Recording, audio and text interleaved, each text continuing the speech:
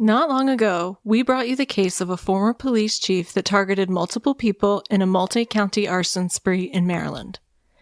That was the David Michael Crawford serial arson case, which we covered in episodes 22 through 31. One of the former police chief's victims was a woman named Evelyn Henderson. Imagine my surprise when I located another Evelyn Henderson, a different Evelyn Henderson, also involved in an arson case that also involved a former police officer. Only in this case, this different Evelyn Henderson, one Evelyn Zigerelli Henderson, was not a victim. She was the defendant in the case accused of setting her husband, Carmen Henderson, on fire at their Pennsylvania home, killing him. Carmen Henderson, the victim of this horrific crime, was a retired deputy sheriff. Evelyn Zigerelli Henderson was his wife and a former politician. She had served as a clerk of courts in nearby Beaver County back in 1983 and made an unsuccessful campaign for clerk of courts in Dauphin County in 2011. She even ran for sheriff one year but pulled out of the race before the election. However, the couple had fallen on hard times when their business failed and the strain had taken a toll. But did Evelyn Zigerelli Henderson set her husband on fire? Well, a jury decided that yes, she did. But I'm here to bring you all the scientific evidence so you can decide whether she was fairly tried and convicted. This is Crime to Burn.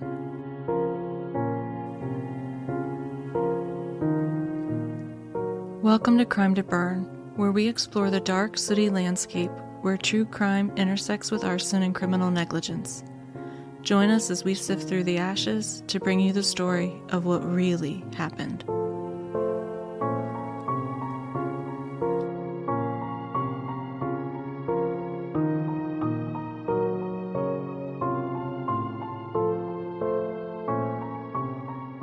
Welcome back to Crime to Burn. I'm April, a fire protection engineer and former firefighter. And I'm Buckaroo Banzai, neurosurgeon, rock star, particle physicist, martial artist, philosopher, race car driver, world traveler, alien bounty hunter, and fashion icon. But I still can't play the guitar. Which is sad because we have so many guitars. Please follow us on X, Facebook, Instagram, and TikTok when you see any content from our accounts. If you would give us a like, share us with your friends, or add us to your stories, leave us comments. All of that is super helpful. Likewise, you can follow our YouTube account where the same kinds of interactions are super helpful there as well. In addition, if you'd like, please leave us a 5-star rating wherever you listen, and if the platform where you listen allows written reviews, those are super helpful also. Finding our audience is a ton of work, and I work just as hard to get our content out in front of new people as I do on the actual podcast itself. And podcasting is not free. We spend a lot of money on court records that allows us to present cases like this, rich in evidence that investigators found, but in order to continue to afford to do that, we need to keep growing. I'm not asking you to open your wallets, I'm just asking you to help us through completely free methods. As always, feel free to send us feedback, tell us your fire stories at crimetoburn@gmail.com, and if you see any crazy or absurd arson news stories you think we should know about, definitely email those to us or DM them to me on social media. And thanks to Kylie over at Primetime Crime, that's Crime with a K. She featured one of our episodes, Pyros and Pornos. That was such a good one. Yeah, she featured it on her podcast this week as a podcast takeover because her voice was recovering from being sick.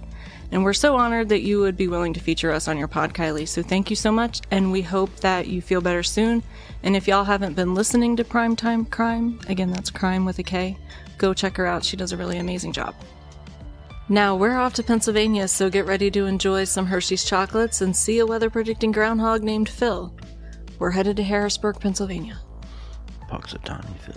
At 5:30 a.m. on June 16, 2022, Dauphin County 911 dispatchers took a call from a woman that claimed her husband had set himself on fire. She told dispatchers that she thought he had committed suicide or maybe that it was accidental. That woman was Evelyn Zigerelli Henderson. As dispatch tried to glean from the caller the circumstances surrounding the events that had transpired, the dispatcher felt immediately that something was off about the situation. Henderson's answers were monotone, there was no emotion in her voice, and she was very hesitant to answer any questions. The dispatcher even noted in her records, something is very off with this caller. She may have been psychic. Now, as we go through this case, there are going to be some medical conditions of the defendant that are relevant to the case, and they are presented as part of the defense. And I'm going to give you the information on her actions that were presented in court. And I think from those, you can make some reasonable leaps to what types of medical conditions may have been plaguing the defendant. But I feel like her diagnosis of those conditions is personal medical history, and I'm not comfortable revealing them in this podcast.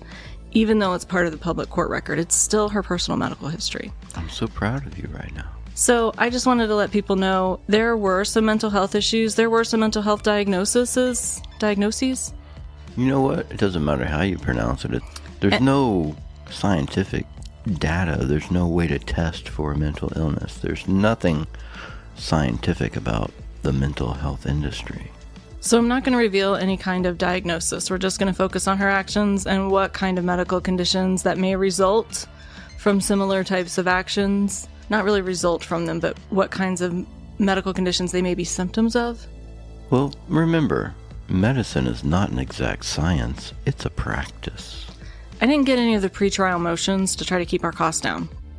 But I have reason to suspect that she was likely evaluated by psychiatrists to determine if she was mentally fit to stand trial, and judging by the fact that she was standing trial, even though the defense did focus on some of her mental health history, I believe that it's probable that she was evaluated at some point and was determined to be capable of aiding her own defense and capable of understanding whether her actions were right or wrong. I don't have proof that this occurred. I'm making a leap from testimony, but like I said, we're not going to discuss any diagnosis, just her actions.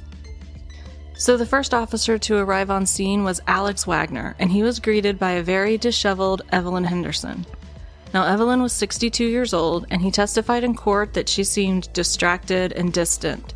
He said he didn't see any evidence that she had been crying, her eyes weren't puffy, but we all know that shock can manifest in different ways in people, so I don't put a lot of weight into those statements. But he did say the home was in complete disarray, and not from any sort of altercation, but the house was full of trash, full of bugs, rotting food. He noted it smelled bad, and he noted that Evelyn Henderson herself smelled as though she was not taking proper care of her hygiene.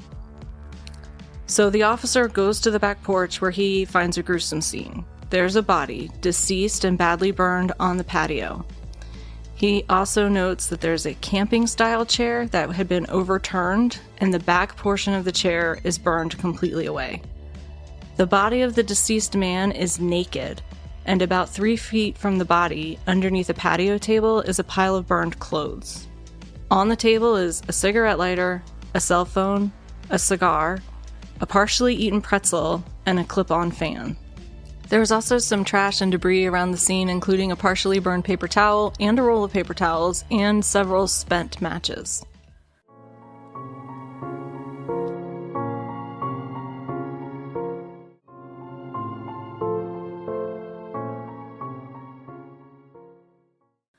Now, he said that his very first impression was influenced by the information he had received from dispatch that the caller reported this was possibly a suicide. So his first impression was that either this could be accidental or perhaps a really strange suicide.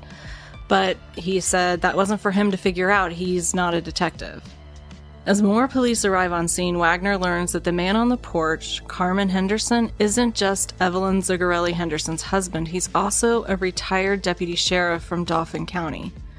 Now, Carmen was 68 at the time of the incident, and he and Evelyn had been married for over 30 years. When Officer Wagner asked Evelyn if she and her husband were on good terms, she didn't answer him. He also tells arriving officers that he isn't sure she's completely with it.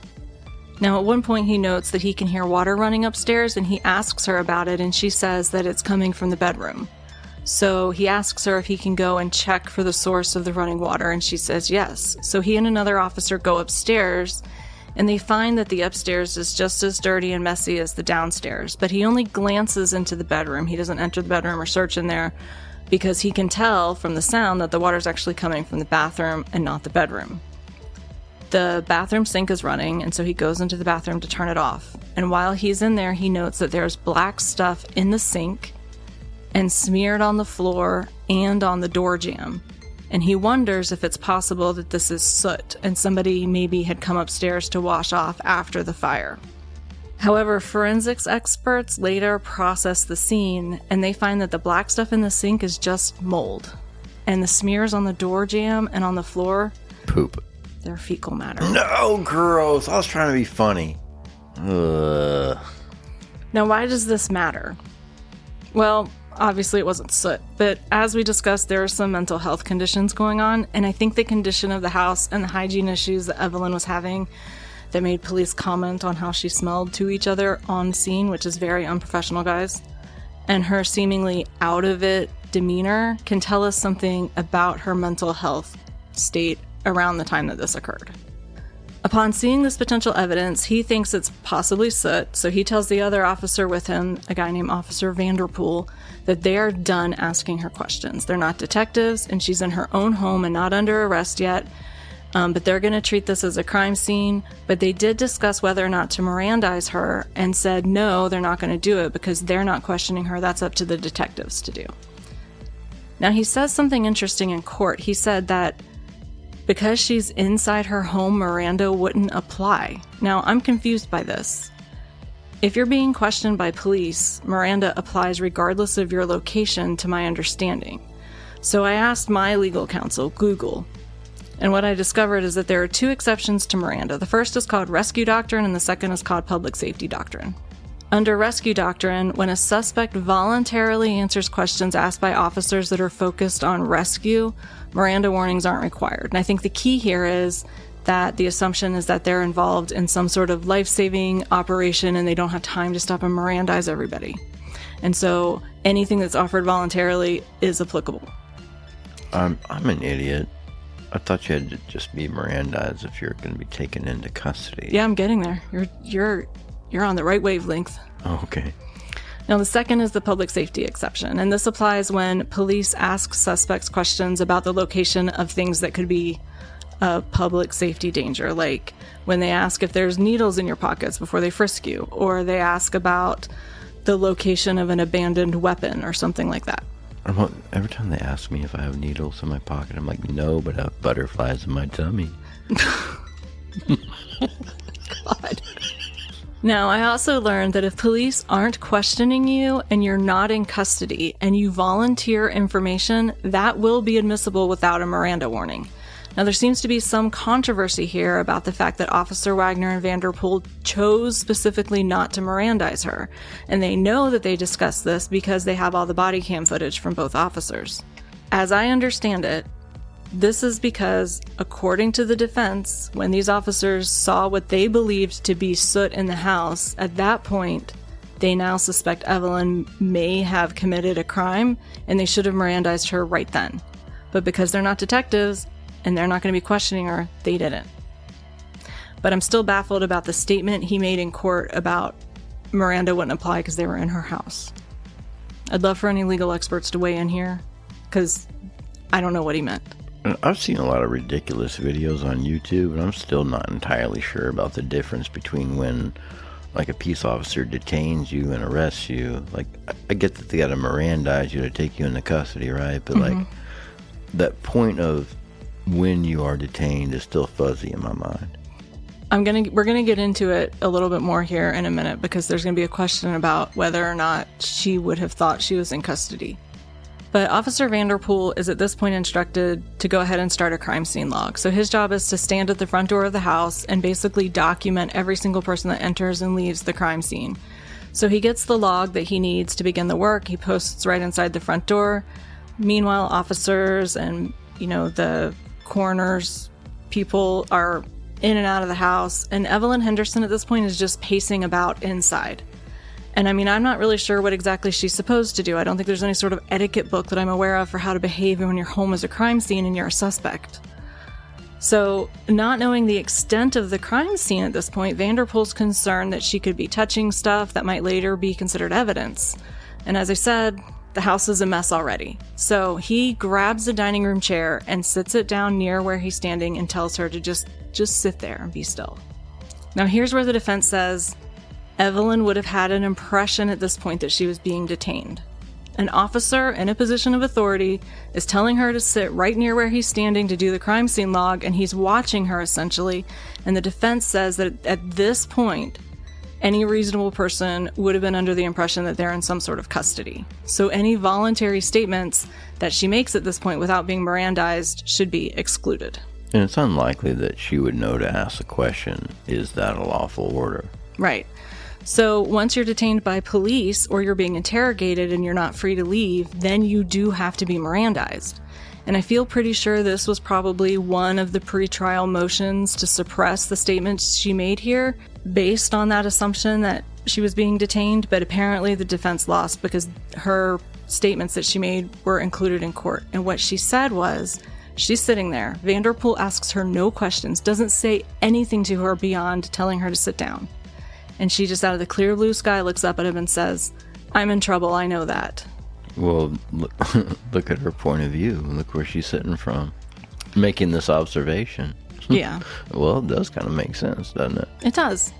Now, his body cam footage also catches her talking to personnel from the coroner's office, and she tells them that she last saw her husband around 7 or 8 p.m. the night before when he'd gone outside to smoke a cigar.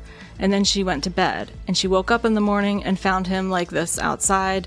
She assumes he set himself on fire either intentionally or accidentally, and that's when she calls 911. But later on scene, she's talking to an officer named Wilson, and she tells him that the two of them were in the living room arguing around 11 p.m., and that was the last time she'd seen him alive. So before she's arrested or officially detained, they already have conflicting statements from her about when and where she last saw her husband alive. Also of interesting note, there is body cam footage showing an investigator opening a shed in the backyard to look inside before a search warrant is obtained. The defense hones in on this, on the officers that went upstairs to turn off the water and glanced into the bedroom, and the officer that went and just opened the door to the shed and looked inside.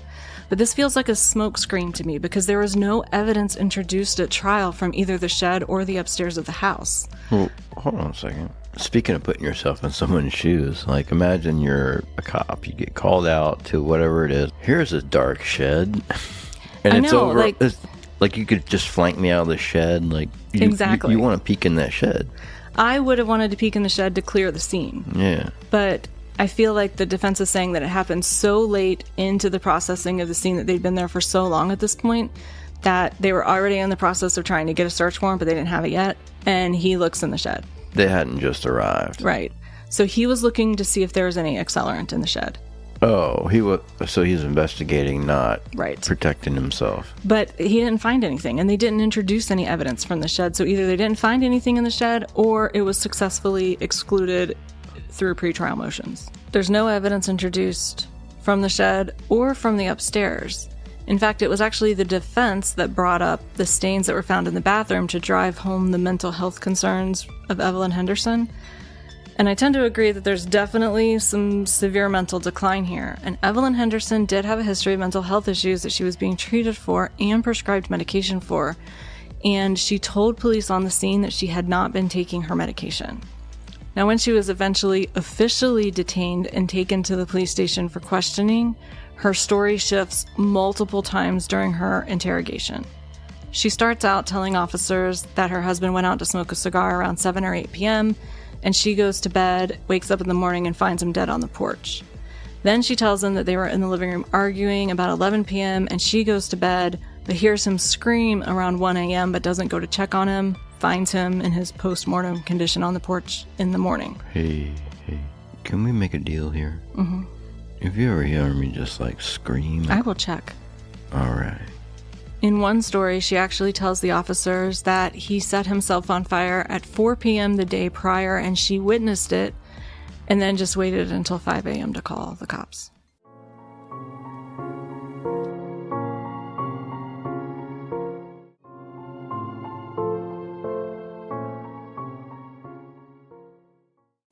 Now, at this point, investigators, they can't get a straight story out of her. They know that she's giving some elements of the truth, but she's definitely being deceptive. But when she's giving one of the versions of the story, when she's telling him that she had gone to bed and she didn't see him again, they asked her, oh, well, was he nude? And she was like, oh, no. And they were like, well, how would you know if you were in bed asleep? Ooh, gotcha. Dang, sick twist. Oh, you didn't see that coming, did you there, shorty? So it's obvious that they can't get her to tell the whole truth, but by this point, they fully believe that she has killed her husband, Carmen. Now, let's talk about this interrogation at the police station. First of all, when police arrived on scene, they asked her what she had done that morning, and she told them that as soon as she discovered her husband, she called 911. And then police had her sitting in a chair near Officer Vanderpool on the scene, and then they transported her to the police station for questioning. She was Mirandized there, and she did sign the Miranda waiver herself. She was in the interrogation room at the police station for 7 straight hours. Hey, I was going to interrupt you here. Mm-hmm.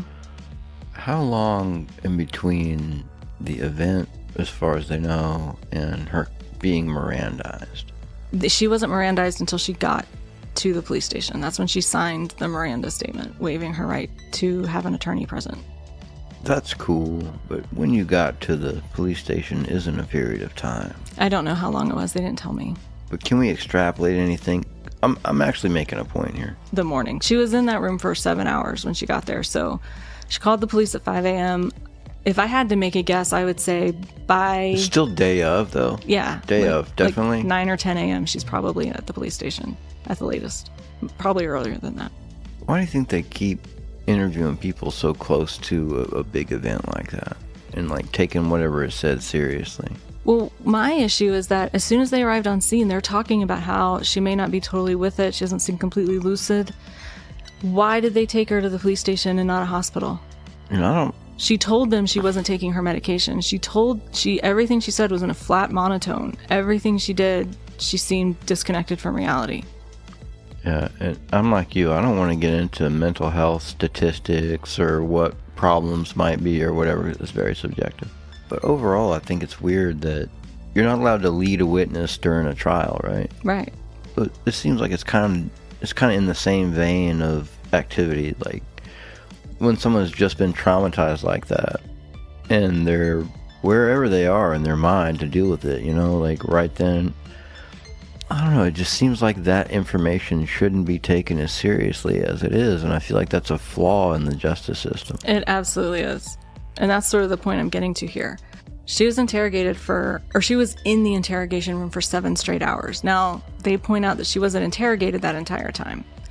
But this means that she told them she hadn't eaten that morning yet, so her last meal that she could have possibly had would have been dinner the night before, and it could have been even earlier than that. We don't know.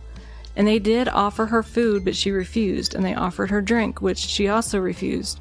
But she was in that interrogation room for 7 hours, and she never once asked to use the restroom. She didn't eat, and she didn't drink anything. And I feel like this should have been a warning to police that this woman isn't well when you consider that, along with the fact that everything she said was in a flat monotone.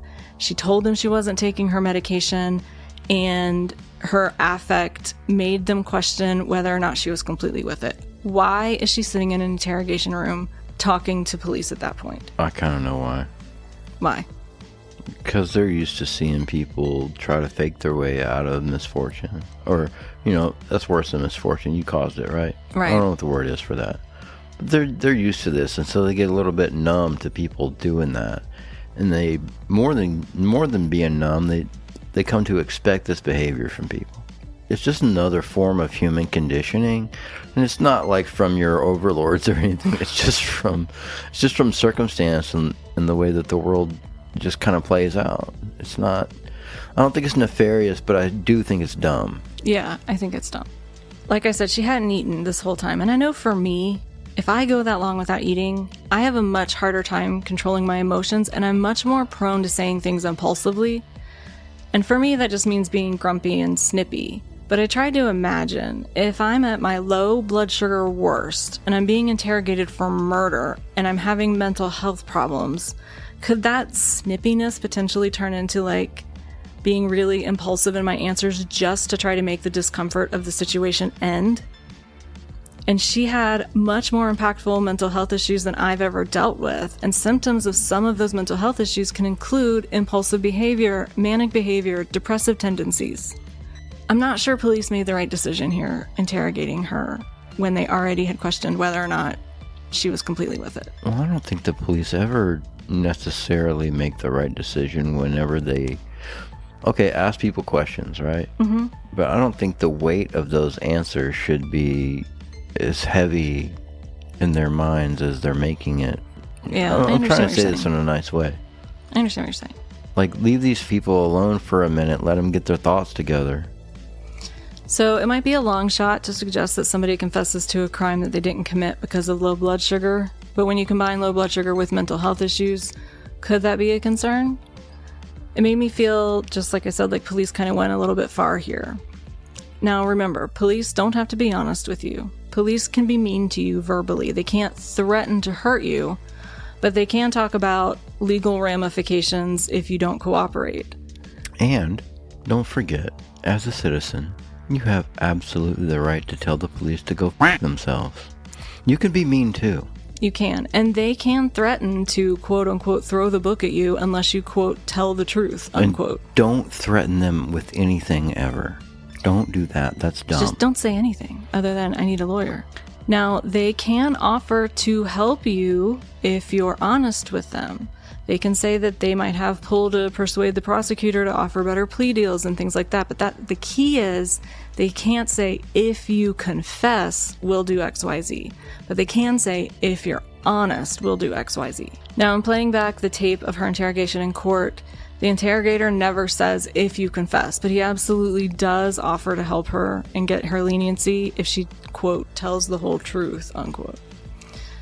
And he also tried to play bad cop too. At one point, or several points, I don't know, because I couldn't hear the actual tape in the courtroom. I'm reading transcripts.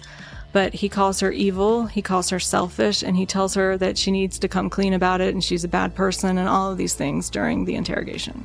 Now, Evelyn Zigerelli Henderson isn't a hardened criminal, but she used to be a clerk of courts, so she's not dumb. Even with her mental health decline and her changing statements, I have to wonder if she was trying to set up for an insanity defense here, because she never once in her interrogation admits to setting the fatal fire. All she admits to is being wrong for not calling 911 right away. Now, she gave so many different timelines and statements of what happened, and she does so in a completely flat monotone that something about it just doesn't sit right with me. Obviously, I can only read court testimony. I don't have the actual recordings of her interview, but she tells police she isn't on her medication. She changes her story multiple times. She refuses all food and drink. And despite being described as out of it and people questioning if she's lucid, she never does admit to committing the crime. Something about that just started to feel really calculated to me.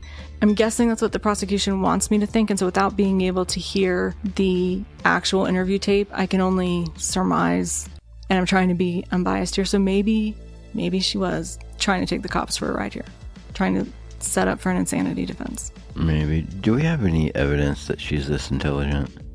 No. Has she ever started a foundation, or is she some sort of entrepreneur? Mm-hmm. She's an entrepreneur. I'm going to be getting into all that. You'd think if she's completely mentally aware of what's going on, then she would know her legal name, right? Well, on most days. And then why?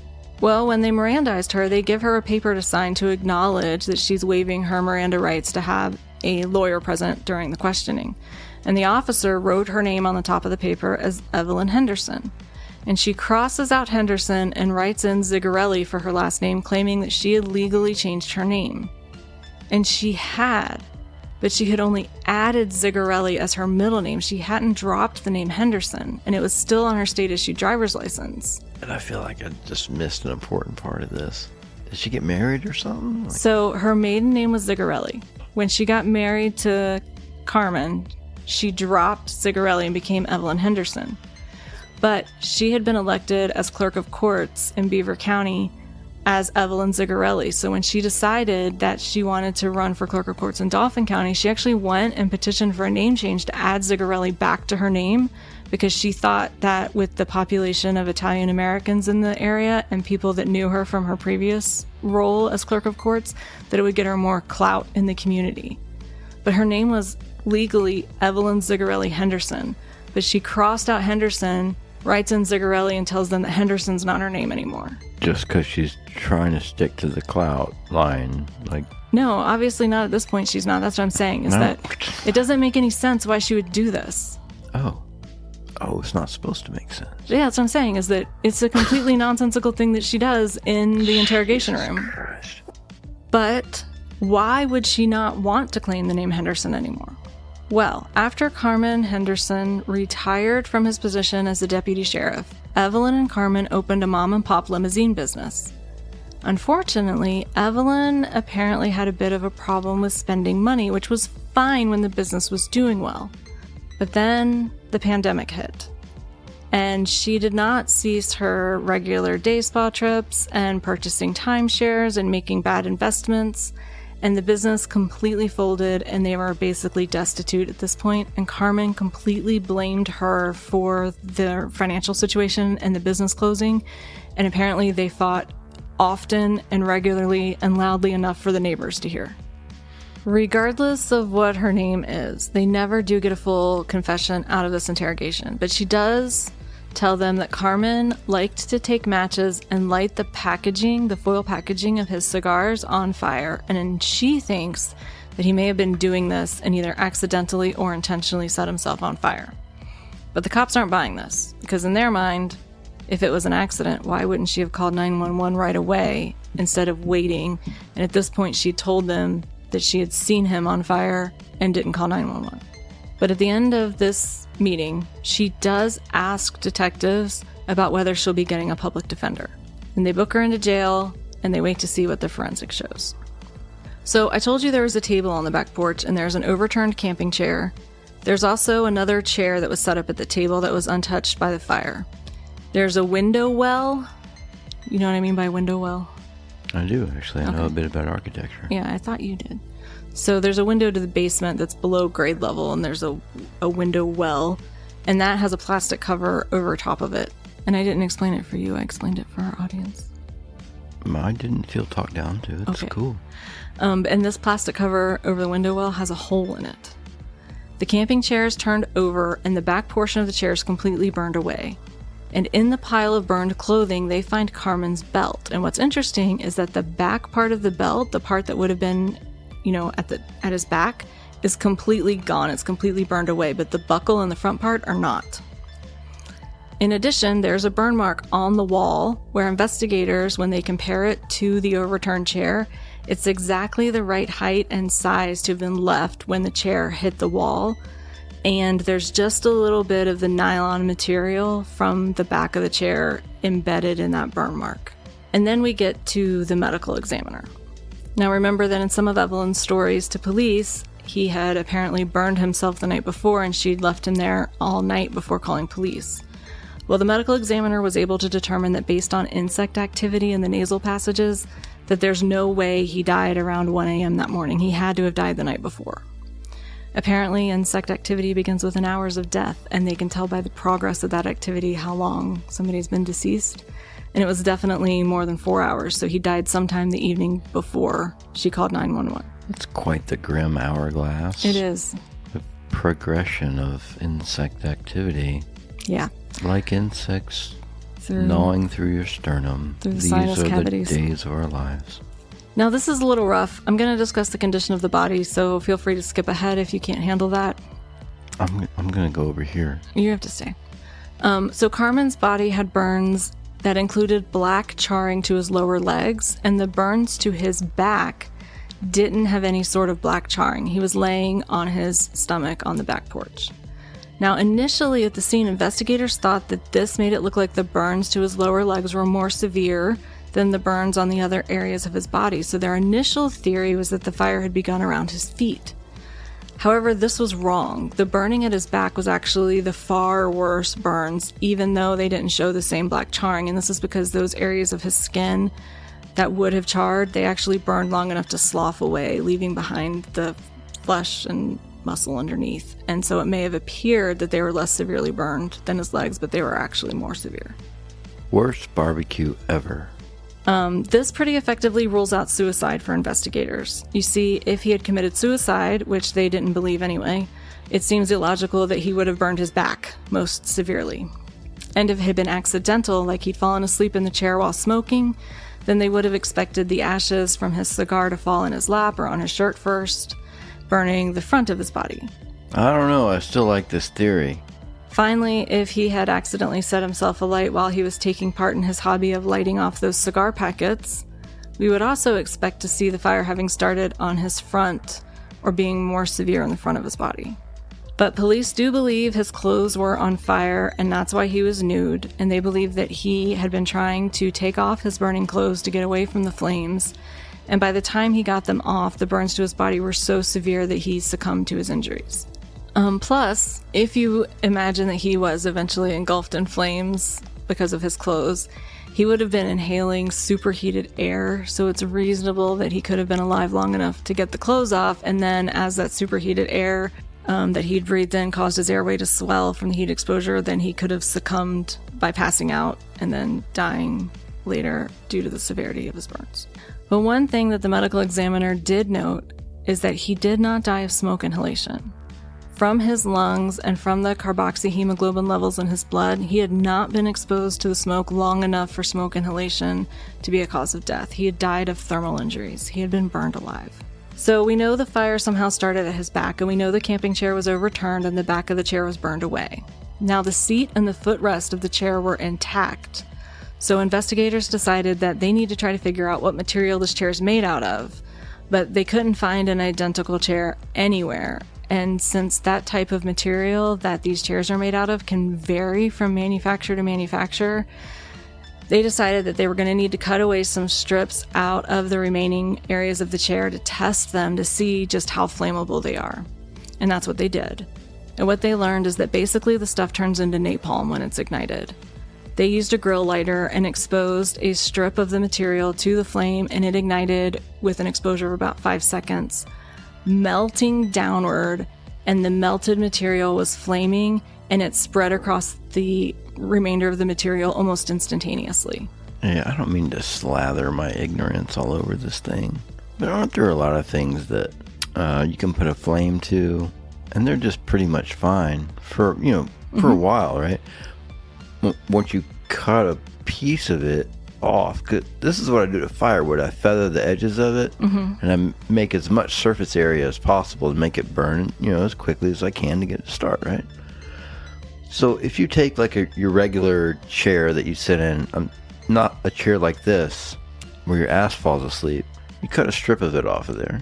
Not off, but like cut a strip of it free where it's dangling in the wind, It's going to light on fire like super easy because there's all kinds of surface area, and you can see like all the way through the cross section of all the materials. Like they're all a little bit frayed and just like welcoming the flame. So what they did was they took, and I have the dimensions, but I didn't put them in the script, so I'll have to go back and get that and give it to you. But I think they said they took a pretty long strip of the seat and they secured it on both ends, like it would have been between the two backrests.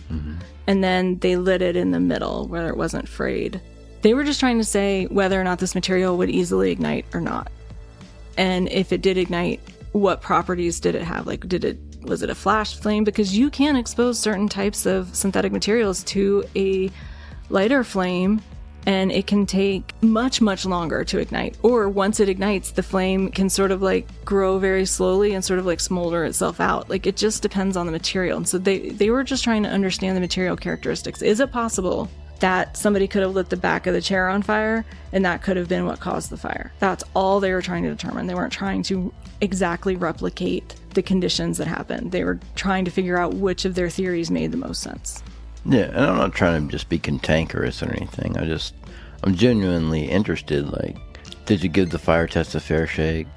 And then, like, I don't have any doubt in my mind that all these things turn into a napalm-like substance once it starts to melt. I mean, I'm sure it's much like lighting up a big pin or something.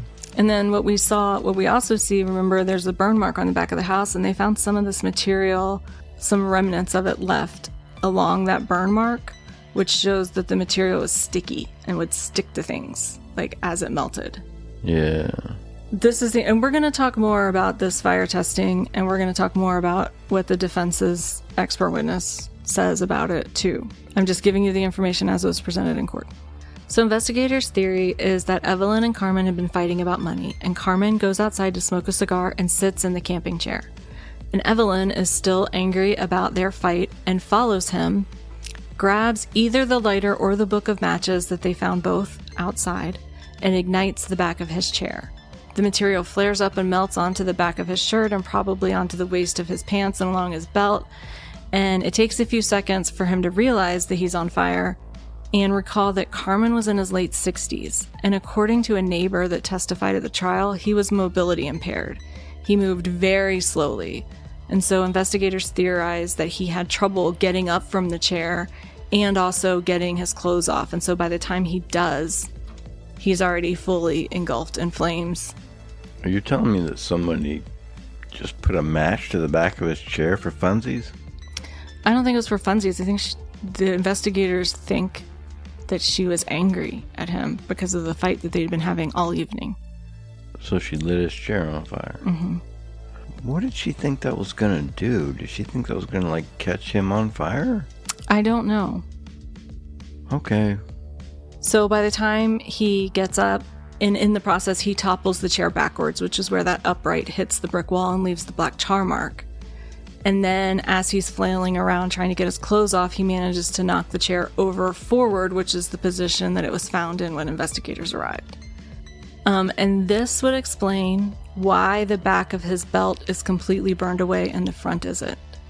This also explains why the seat of the chair is still intact. He was sitting in it while the back was completely consumed, and by the time he's able to get up with his mobility impairments, his body had been shielding the seat material from igniting. That just got dark, because someone lights your chair on fire. Do you think that you were in that chair long enough for your belt to get burned? No, I don't think he sat in the chair long enough, but remember, this material melted like napalm. It would have been melting down onto the back of his belt and sticking there. So as he's trying to get up, it's consuming his clothes and belt.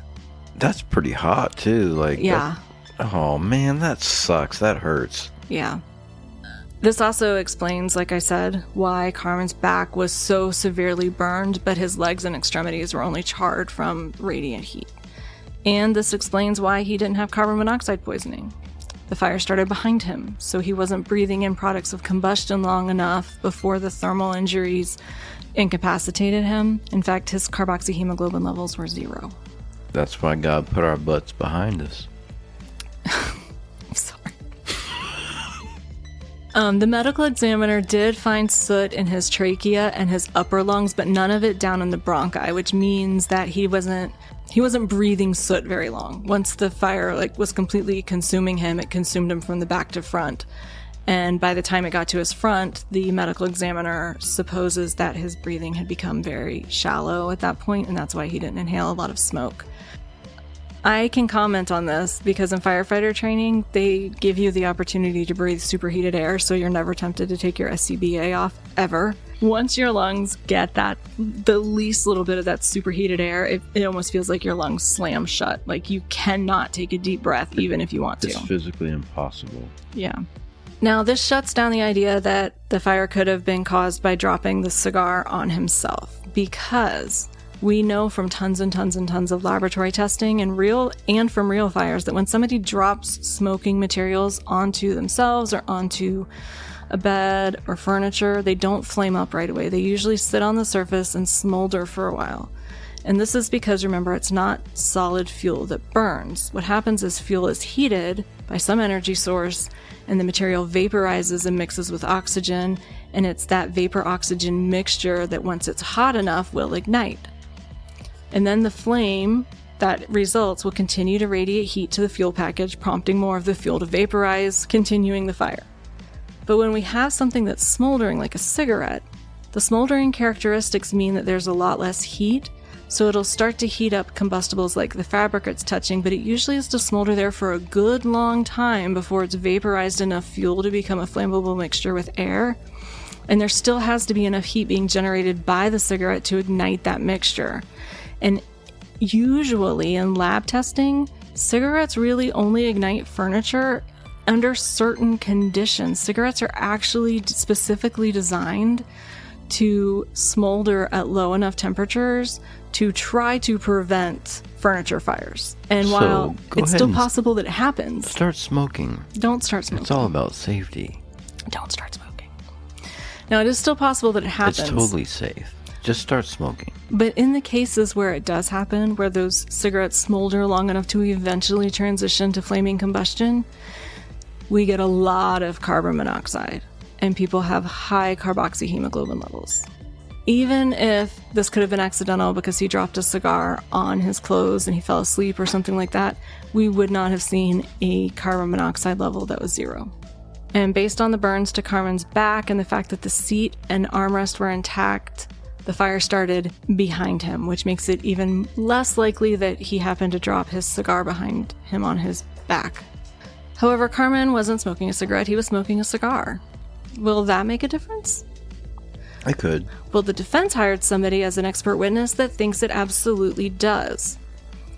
Is his testimony enough to raise reasonable doubt? Is there any scientific merit to his testimony? We'll tell you next week on Crime to Burn. Is it the condition of my mustache? What is it? No, your mustache is glorious, as always. I don't know how it works with crack. I'm not an expert.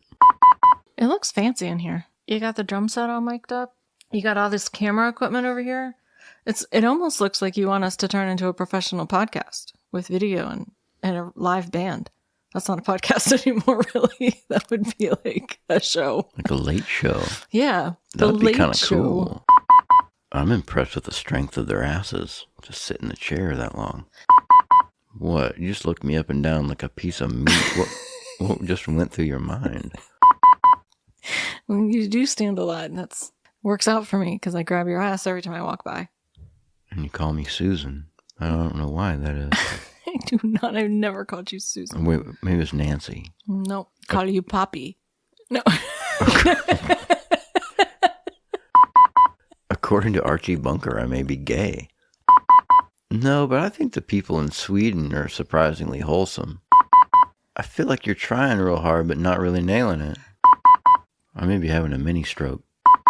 That's not how letters work. I move to admit arsony to the dictionary. Are you having to wrestle a gorilla for your beer? We're saving lives one brain at a time. I'm not wearing enough clothes for strip podcasting. I get 6 mistakes before I'm completely naked, and that's if I don't think you get 6. That's if I count count each stock individually. A licky boom boom down and full. I don't know what the words to that song are. It's like informer. Blah, blah, blah, blah, blah, blah. You know, say daddy me, snow me, not to blame. Yeah, and licky that. boom boom down. I can't do that.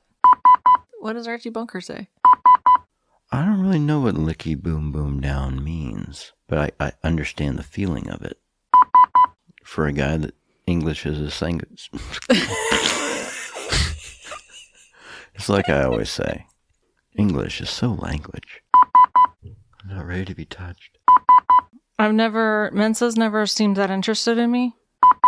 Some of my best friends are former virgins.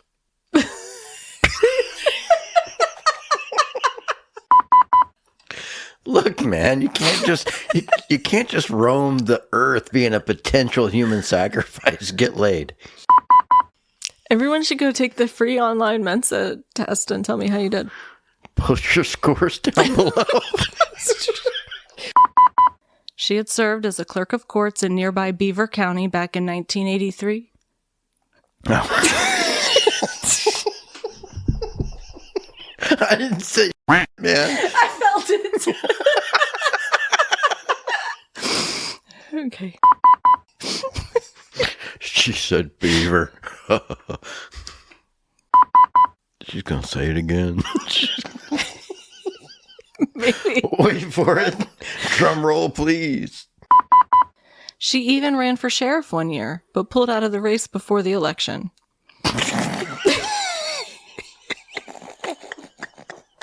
You don't want to get the election pregnant. I wish more politicians had a better pull-out game. You didn't think about me at all when you wrote this. I'm gonna get it together. This turned oddly sexual. Beavers and pullouting. I just made up a thing. Get your brick face on. Whew, come on. Oh, focus, grasshopper. She even ran for sheriff one year.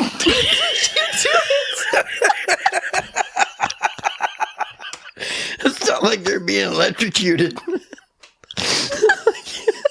This is the most sensitive part of the movie. She got the lip quiver. It's hard to see throughout the tears. You still look good, even though you're blurry. We were basically the most wholesome true crime podcast on the airwaves right now. There's a lot of people with smut mouth. They have a smut mouth problem. Mm-hmm. They cuss too much. And that's coming from me, and I'm like the Samuel Jackson of white people. I know you're making fun of my mother. I love your mom. I didn't get...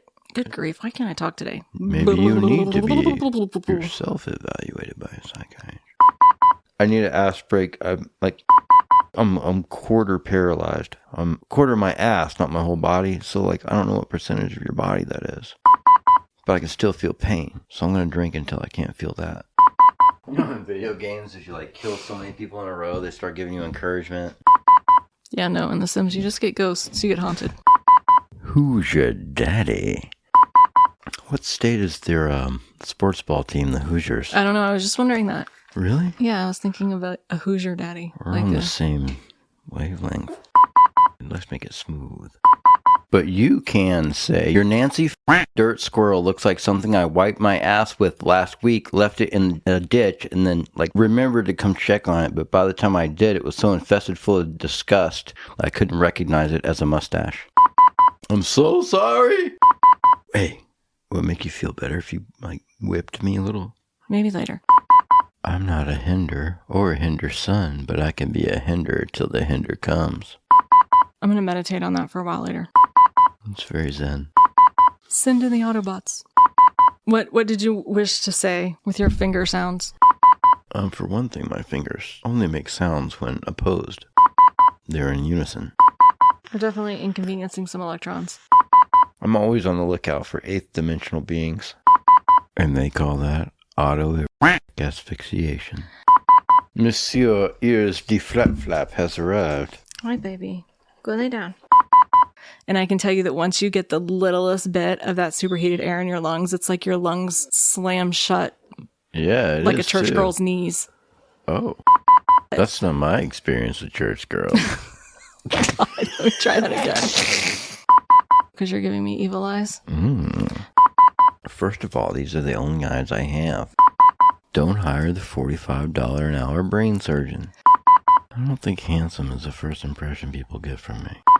Boom, chicka bow bow. I didn't know how, psychologically validating this little box was.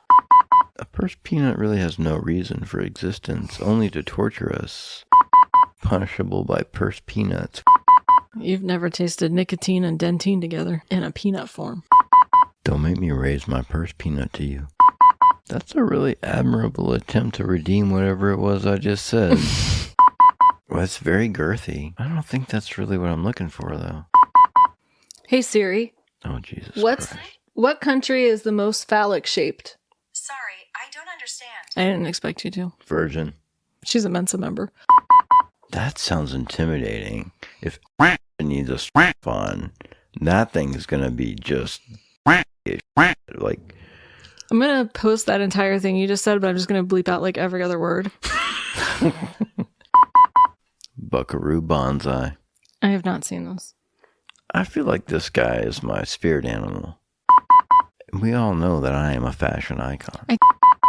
But think about my fashion, what I contribute to society via fashion. A lot of green. I got confidence to spare. That's my drip. Okay, it well, looks when more I like Google a fart in a swimming pool. The only two U.S. states that we don't have any listeners in is North Dakota and South Dakota. I'm going to need you guys to send our podcast to all your Dakota friends. Both of them. Mensa's not calling me. Our powers combined, we might be a super genius.